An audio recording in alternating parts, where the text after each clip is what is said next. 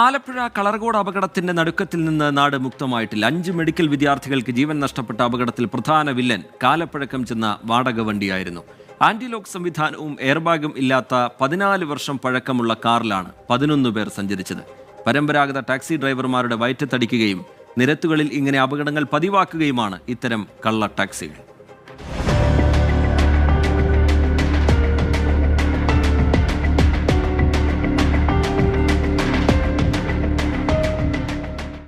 യാതൊരു നിബന്ധനയുമില്ലാതെ ആർക്കും വാടകയ്ക്കെടുക്കാവുന്ന ഇത്തരം കാറുകളാണ് വൻ വിപത്തുകൾക്ക് കാരണമാകുന്നത്. അതിന്റെ ഒടുവിലത്തെ ഉദാഹരണമാണ് ആലപ്പുഴയിലേത്. കളർകോട് KSRTC ബസ്സിലേക്ക് നിയന്ത്രണം തെറ്റി ഇടിച്ചുകയറിയ 2010 മോഡൽ ടവേര നിയമവിരുദ്ധമായി വാടകയ്ക്ക് കൊടുത്തതായാണ് പോലീസിന്റെയും മോട്ടോർ വാഹന വകുപ്പിന്റെയും കണ്ടെത്തൽ. കാറുടമ വളഞ്ഞവഴി സ്വദേശി ഷാമിൽ ഖാൻ ഇത്തരം കാറുകൾ വാടകയ്ക്ക് നൽകുന്നയാളാണെന്നും Alappuzha enforcement RTO R Ramanan പറയുന്നു. 1.5 മാസം മാത്രം പരിചയമുള്ള ഒരാൾക്ക് വണ്ടി കൊടുക്കാൻ സ്വാഭാവികമായി സാധ്യമല്ല. അങ്ങനെ ചെയ്യുന്ന ഒരാളാണെന്ന് അയാൾ തുറന്ന് സമ്മതിച്ചിട്ടുണ്ട്. റെൻ്റ് ക്യാബ് സർവീസ് നടത്താനുള്ള ചുമതലപ്പെടുത്തി ട്രാൻസ്പോർട്ട് കമ്മീഷണർ കൊടുത്ത ലൈസൻസ് ഉള്ള ആളല്ല. അത് അനധികൃതമായി നിയമവിരുദ്ധമായി അങ്ങനെ ചെയ്തിട്ടുണ്ട് എന്നാണ് അയാൾ പറയുന്നത്. ഇപ്പോൾ കുട്ടികൾക്ക് അങ്ങനെ കൊടുത്തിട്ടില്ല എന്ന് പറയുന്നു. കൊള്ളയടിക്കും കൊലപാതകത്തിനും ആശ്രയിക്കുന്നതും ഇതേ വാടക വാഹനങ്ങളെ തന്നെ. വർഷങ്ങൾക്ക് മുൻപ് ആലപ്പുഴയിൽ നടന്ന CPIM നേതാവ് ബെന്നി കൊലക്കേസിൽ പ്രതികൾ ഉപയോഗിച്ചത് ഷാമിൽ ഖാന്റെ ഒമിനിയായിരുന്നു. നേരത്തെ ഒരു ബെന്നി കൊലക്കേസ് ആ സമയത്തൊക്കെ അതിപ്പോൾ ഇവിടെ വണ്ടിയായിരുന്നു. അതെ, ഒമിനിയായിരുന്നു.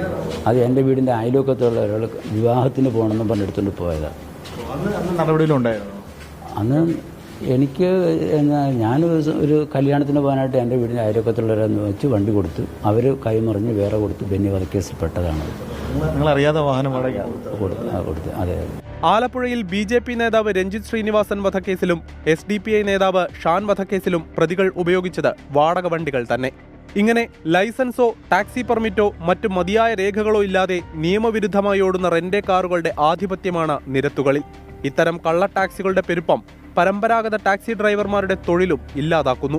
ഒരു 50 മീറ്റർ അപ്പുറത്ത് 10-18 വാഹനങ്ങൾ ഓടിക്കുന്ന സ്റ്റാൻഡാണ്.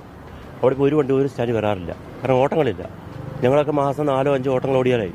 പരാതികളുടെ അടിസ്ഥാനത്തിൽ മോട്ടോർ വാഹന വകുപ്പ് ഓപ്പറേഷൻ ബ്ലാക്ക് ആൻഡ് വൈറ്റ് എന്ന പേരിൽ നടപടി ആരംഭിച്ചെങ്കിലും കാര്യമായ ഫലമുണ്ടായില്ല.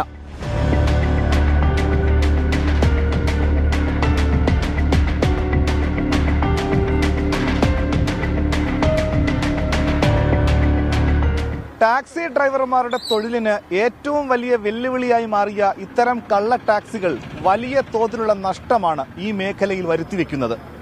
ഇത്തരം നിയമവിരുദ്ധ കള്ള ടാക്സികളെ കണ്ടെത്താനും ശക്തമായ നിയമ നടപടി സ്വീകരിക്കാനും അധികൃതർ ഇനിയെങ്കിലും തയ്യാറാകണം. ഷിബിൻ ബഷീറിനൊപ്പം മനീഷ് മഹിബാൽ, 24 ആലപ്പുഴ. നമ്മൾ 4-5 ദിവസം സ്റ്റാൻഡിൽ വന്ന് കിടക്കാൻ നേരത്ത് ആണ് ഒരു ഓട്ടം കിട്ടുന്നത്. ഇവരെന്ന് പറഞ്ഞാൽ 5 ദിവസം പണിക്ക് പോകുന്ന ആൾക്കാരാണ്. 5 ദിവസം പണിക്ക് പോയിട്ടാണ് ഒരു ദിവസം ഒരു ഓട്ടം വരാൻ നേരത്ത് ഇതിനകത്തെ കള്ള ടാക്സി എടുത്തുകൊണ്ട് പോയി ഓണേഴ്സ് വണ്ടി എടുത്തുകൊണ്ട് പോയിട്ട് ഓട്ടം പോകുന്നത്. ഇങ്ങനെയുള്ള റെന്റേ കാറുകൾ കൊടുക്കുന്നതാണ് നമുക്ക് ഏറ്റവും മോശമായിട്ട് നമ്മുടെ ഓട്ടം വളരെയധികം മോശമായിട്ടാണ് വരുന്നത്. നമ്മൾ ഒത്തിരി പരാതികൾ കൊടുത്തിട്ടുണ്ട്. കളക്ടർക്കായാലും ആർടിഒയ്ക്കായാലും ആലപ്പുഴ എല്ലാം ഇപ്പം ഇതിനു വേണ്ടി ഒരു വാട്സപ്പ് ഗ്രൂപ്പ് ഞങ്ങൾ തുടങ്ങിയിട്ടുണ്ട്. ഞങ്ങൾ രാവിലെ മുതൽ വൈകുന്നേരം വരെ ഇവിടെ വന്ന് കിടക്കുന്നുണ്ട്. വർഷാവർഷം ഞങ്ങൾ ടെസ്റ്റ് നടത്തി ഇൻഷുറൻസും ടാക്സും എല്ലാം അടച്ച് ഇവിടെ കിടക്കുന്നതാണ്. ഞങ്ങൾക്ക് ചില ദിവസങ്ങളിൽ വളരെ നിരാശമായിട്ടായിരിക്കും വീട്ടിൽ പോകുന്നത്. ഞങ്ങളുടെ കുടുംബങ്ങളും കഴിയണ്ടേ. ഇങ്ങനെ റെൻ്റേ കാറ് ഇങ്ങനെ ഓടിത്തുടങ്ങിക്കഴിഞ്ഞാൽ ഞങ്ങളുടെ ജീവിതത്തെ അത് നന്നായിട്ട് ബാധിക്കുന്നുണ്ട്.